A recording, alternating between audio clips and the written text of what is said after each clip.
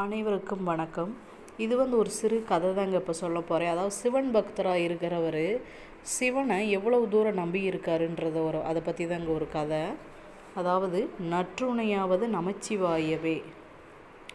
பக்தன் ஒருவன் பிரதோஷ நாளில் விரதம் இருந்து சிவன் கோயிலுக்கு செல்வான்.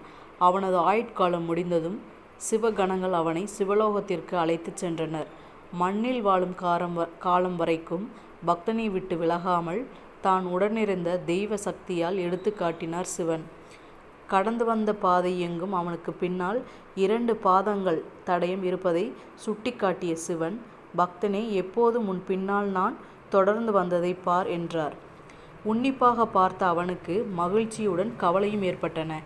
ஏன் கவலைப்படுகிறாய் என்று கேட்ட சிவன், சுவாமி, தாங்கள் சொல்வது உண்மை என்றாலும் சில இடங்களில் எனக்கு பின்னால் உங்களின் காலடி சுவடு தெரியவில்லை. அந்த காலம் நான் துன்பப்பட்ட நேரமாக இருந்ததை என்னால் உணர முடிகிறது. மகிழ்ச்சியில் உடனிருக்கும் நீங்கள் துன்பத்தில் காணாமல் போனது நியாயமா? இதற்காகவா நான் இமைப்பொழுதும் கூட மறக்காமல் தேவாரம் திருவாசகம் பாடினேன் என்று கேட்டார்.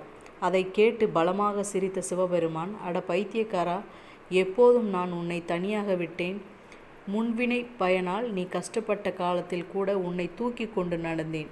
துன்ப காலத்தில் தெரிவது உன் காலடிகள் அல்ல, உன்னை தோளில் சுமந்து கொண்டு நடந்த என் காலடி தடங்கள் என்றார். பிரமித்த அவன், நற்றுணையாவது நமச்சிவாய என கண்ணீர் மல்க நன்றியை தெரிவித்தான்.